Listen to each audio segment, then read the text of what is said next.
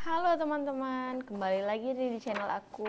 Kali ini aku bakal ngebahas tentang pengalaman aku ikut IELTS Life Skill Test B1 di British Council.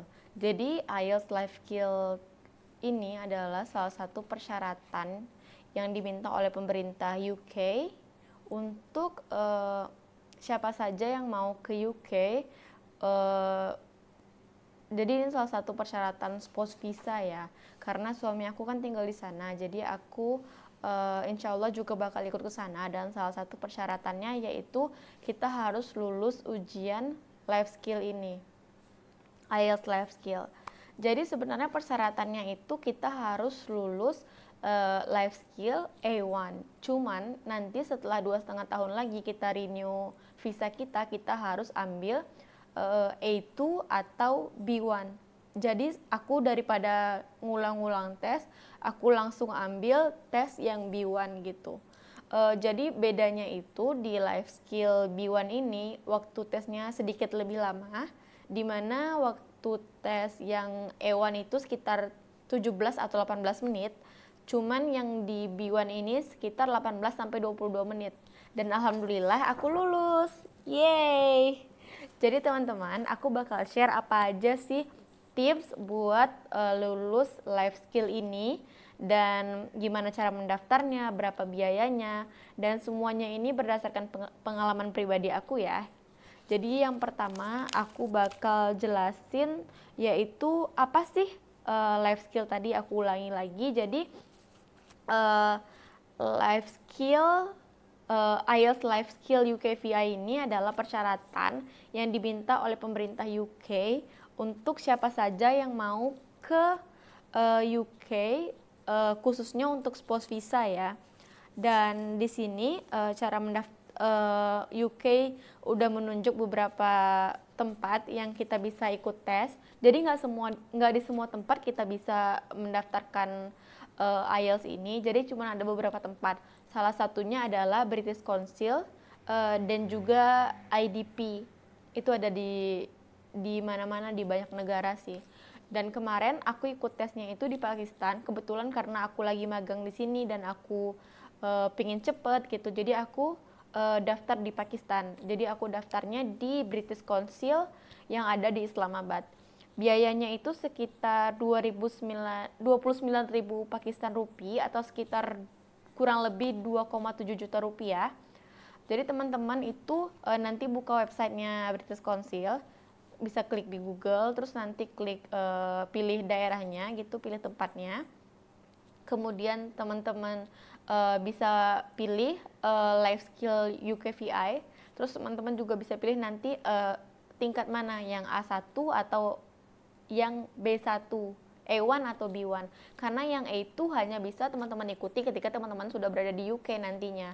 Di tempat lain nggak ada, jadi cuma ada A1 atau B1. Karena aku pilih B1, jadi aku ambil B1.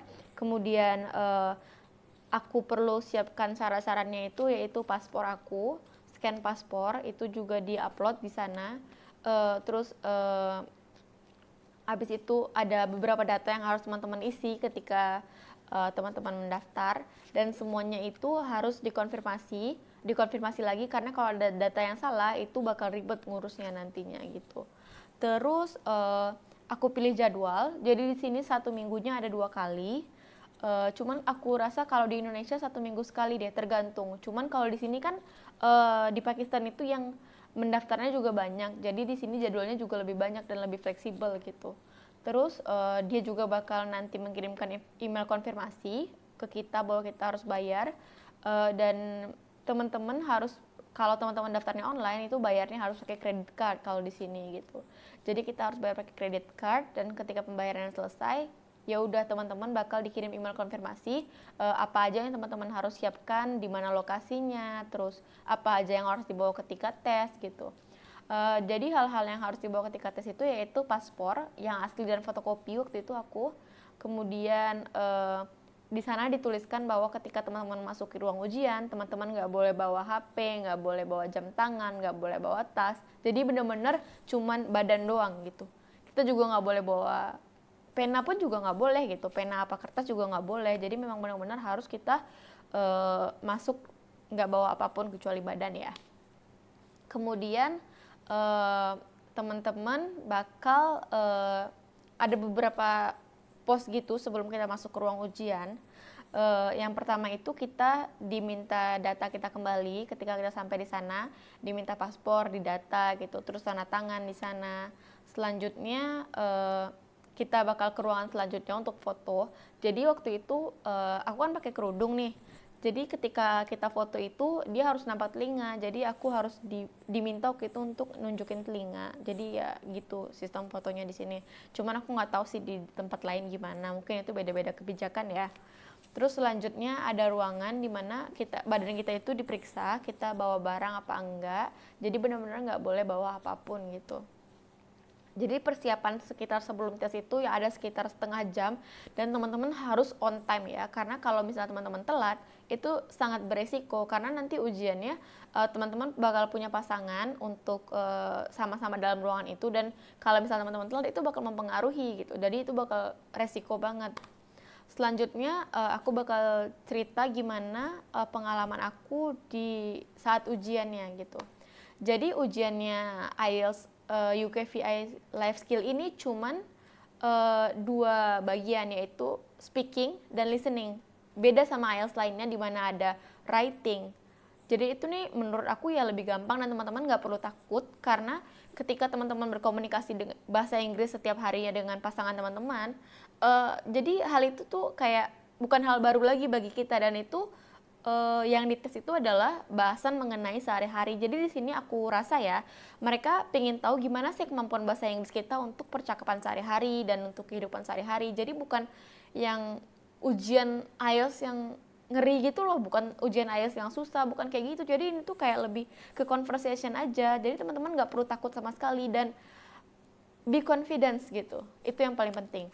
Jadi aku juga sebelum tes ini aku juga nonton beberapa video-video di YouTube atau baca-baca pengalaman orang lain, gimana sih mereka pengalaman mereka ikut tes ini gitu. Jadi ada 6 bagian di dalam ujian ini. Yang pertama itu adalah introduction. Jadi ketika introduction itu teman-teman bakal ditanya, what is your name? Can you spell it for me? Where do you come from? And how long you have been here? Jadi ada 4 pertanyaan gitu. Oh ya, aku lupa bilang kalau misalnya di ujian ini ada 1 penguji, kemudian kita, dan 1 orang lagi peserta ujian. Jadi kita ada bertiga. Tujuannya itu yaitu nanti ketika conversation kita akan berbicara dengan partner kita, itu yang orang yang sama-sama ujian dengan kita. Selanjutnya ada yang kedua yaitu mengenai finding information. Jadi waktunya itu kita dikasih waktu 1,5 menit untuk berpikir, dan kemudian 2 menit untuk berbicara. Yang pertama itu adalah ask each other about the topic that the examiner give. Yang selanjutnya adalah they will give you 2 different topic that you need to discuss with not discuss, like you need to explain to your partner, then your partner will do the same thing to you. Jadi waktu itu aku kebetulan dapat topik tentang what usually you do on your free time. Dan waktu itu teman aku dapat topik tentang how important phone for you. Jadi kita dikasih waktu 2 menit untuk berbicara. Aku waktu itu cerita tentang so during my free time, I love to go out with my friend. I love to hang out. Where did I go? And kind of that things, you know. Just simple. You just need to keep talking 2 minutes until the examiner tell you to stop. Jadi teman-teman cuma butuh cerita, dan selanjutnya setelah kita selesai cerita, partner kita juga akan cerita dengan topik yang diberikan oleh examiner kepada dia, dan kita hanya perlu mendengarkan. Yang selanjutnya adalah presentation and question. Jadi di sini kita dikasih waktu 1 menit untuk berpikir, dan kemudian dikasih waktu 1,5 menit untuk berbicara. So they will ask you to tell about the topic, and your friend gonna ask 3 questions about the topic that you tell, and it will be repeating when your friend tell the topic that she get, and you need to listen, and after that you need to ask 3 simple question. Jadi di sini tips yang aku kasih itu yaitu ketika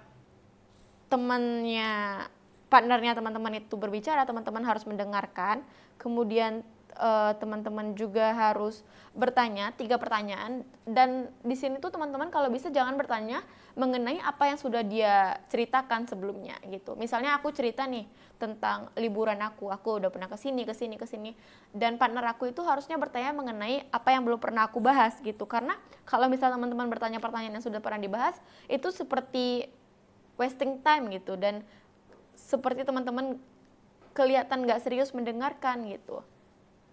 Jadi selanjutnya aku bakal jelasin mengenai yang keempat, yaitu adalah listening. Jadi di listening ini ada 2 bagian. Jadi ada 2 simple conversation yang bakal didengarin ke teman-teman. Jadi dia bakal dengerin, dia ngasih pertanyaan dulu, kemudian ngasih conversation. Dan kebetulan waktu itu aku dapat mengenai cerita seorang guru SMP. Jadi dia menceritakan gimana dia mengajar di SMP, apa yang dia sukai, kemudian bagaimana perasaan dia ketika mengajar di sekolah tersebut. Kemudian si examiner bertanya tentang how she feel, dan jawabannya itu tergantung dengan percakapan yang telah kita dengar sebelumnya, seperti itu. Dan itu juga simple banget pertanyaannya. Selanjutnya ada planning. Planning itu diberi waktu sekitar 2 menit. Jadi kita harus plan something with our partner gitu. Kebetulan waktu itu aku dapat topik mengenai rules in a new school. Jadi kita harus berpikir bagaimana how to make a new rules, how to announce the new rules to the student, and what rule that the school need. Jadi itu tergantung lagi dengan topik yang teman-teman dapat. Cuman rata-rata sih kalau menurut aku ya, yang pernah aku baca-baca juga dan aku lihat pengalaman orang lain juga, di life skill ini mereka lebih ke percakapan sehari-hari dan kegiatan sehari-hari. Jadi bukan topik-topik yang susah banget gitu. Dan yang selanjutnya ada tentang open discussion. Di sini kita dikasih waktu 4 menit, yaitu kita disuruh bercerita dengan teman kita berdua, saling berbicara gitu selama 4 menit, dan kita diberikan topik sesuai dengan yang diminta oleh si examiner. Contohnya tentang food dan cooking. So the examiner will ask you what kind of food do you like and what you can cook. So the example here, I need to tell to my partner that, oh, what kind of food do you like? Then after that she will answer like, oh, I like to eat pizza. And I will ask like, oh, okay, what topping do you like on your pizza? So she will explain what she like. Then after that she will ask me the question and I answer that. So we keep talking for 4 minutes until the examiner tell us to stop. Jadi tips lainnya ketika waktunya belum habis, teman-teman harus tetap berbicara, karena itu bakal menunjukkan bahwa teman-teman bisa berkomunikasi gitu. Teman-teman bisa mencari topik baru, dan teman-teman pokoknya jangan berhenti sebelum examiner bilang stop gitu. Jadi itu sih pengalaman aku ikut life skill UKVI ini yang level B1-nya, dan menurut aku itu sama sekali nggak susah. Apalagi teman-teman ya udah, tadi aku bilang teman-teman udah biasa berbahasa Inggris dengan partnernya, dan ini sangat dasar banget. Ini cuman basic banget, pertanyaannya basic. Jadi teman-teman nggak perlu khawatir kalau misalnya teman-teman ragu, teman-teman bisa baca atau bisa nonton pengalaman orang-orang dulu gitu. Dan yang penting be confident, be yourself, and